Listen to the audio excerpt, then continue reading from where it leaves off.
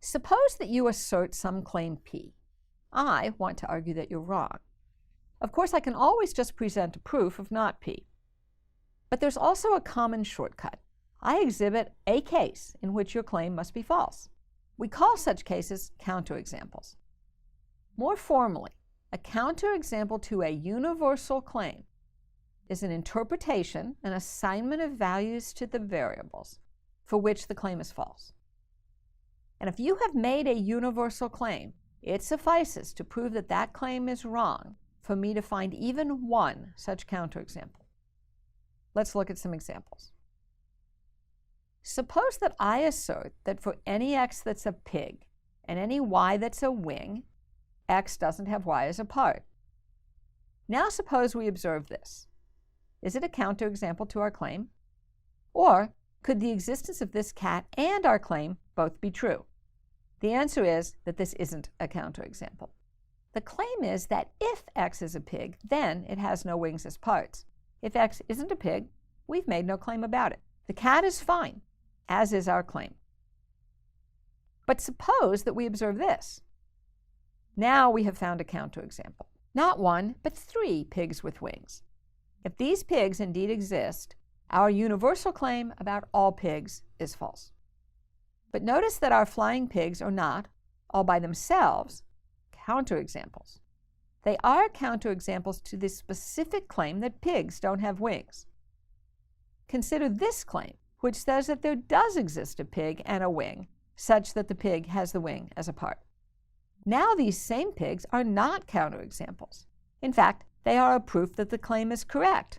The required pig and wing exist. Notice that if you claim that there's something that is never true, it suffices to prove your claim false for me to find one case where it is true. Here's a simple, maybe funny example. Claim there are no hang-loose dentists.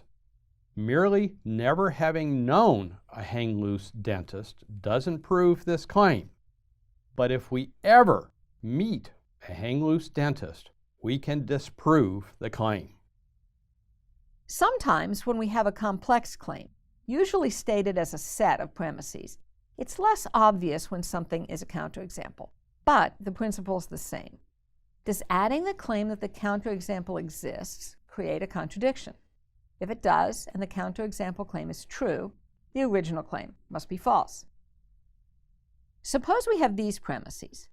Being sensible is equivalent to having only purple shirts. Being crazy is equivalent to having only green shirts. Being crazy is equivalent to not being sensible. Loving ice cream implies being sensible, and loving ice cream implies hating okra. Now suppose that Coco has only green shirts and loves ice cream. Is Coco a counterexample to our claim about shirts, food, and sensibility? The answer is yes. Coco, by virtue of being a green shirt, must be crazy, and thus also not sensible. But Coco, because of loving ice cream, must be sensible. We have a contradiction. Coco could not be both sensible and not sensible. So Coco is a counterexample to our universal claim. Now suppose we're told that Jojo has only green shirts and hates okra.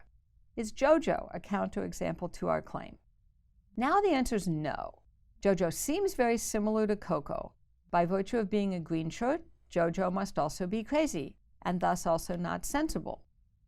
And notice, going back to Coco for a minute, that Coco must also hate okra by virtue of loving ice cream. But here's the key difference between Coco and Jojo. Coco is a counterexample because of loving ice cream, and thus being sensible. Okra had nothing to do with it. But we're not told that Jojo loves ice cream. So Jojo can, consistently with our premises, hate okra, be crazy, and not sensible, as long as there's no love for ice cream. The easiest way to prove that a proposed algebraic claim is false is to exhibit a counterexample. Here's a mistake that students often make. Claim the quantity x plus y squared equals x squared plus y squared. Let's prove that this claim is false with a counterexample. A good rule of thumb when we're looking for counterexamples is to start simple. So let's try letting x and y both be 1. Sure enough, we have a counterexample. X plus y squared is 4, but x squared plus y squared is 2. Sometimes we find a few simple counterexamples and then observe a pattern. And in that case, we may be able to weaken the original claim and get a new claim that, in fact, is correct. Of course, we then have to prove it. Let's look at an example of this. Claim: for any reals x and y, if y squared is greater than x squared, then y is greater than x. Without looking very far, we can find a counterexample that shows that this claim is false. Let's let x equal 0 and y equal -1. Then y squared is greater than x squared, but y is not greater. In fact, it's less than x. Looking a little bit past this one case, we see that the problem occurs when y is negative. Then, as it decreases, its absolute value, and thus its square, increases. Now that we recognize this, we can weaken our claim and make it true. We'll say that for any x and non-negative y, the claim holds. And it's easy to prove that this claim has no counterexamples. It's correct. A Fermat number is an integer that can be expressed as 2 to the 2 to the n plus 1 for some non-negative integer n. Now consider the claim that all Fermat numbers are prime. Fermat thought that this claim was true. But as you can see from this table, Fermat numbers get large very quickly. So Fermat in the 17th century wasn't able to compute the Fermat numbers for n greater than 4. All the ones he could compute are prime. But in 1732, Euler computed the value for n equals 5, and it's not prime. That's all it took. Fermat's claim is false. By the way, it's now widely believed, although not proved, that the only prime Fermat numbers are the ones that Fermat found.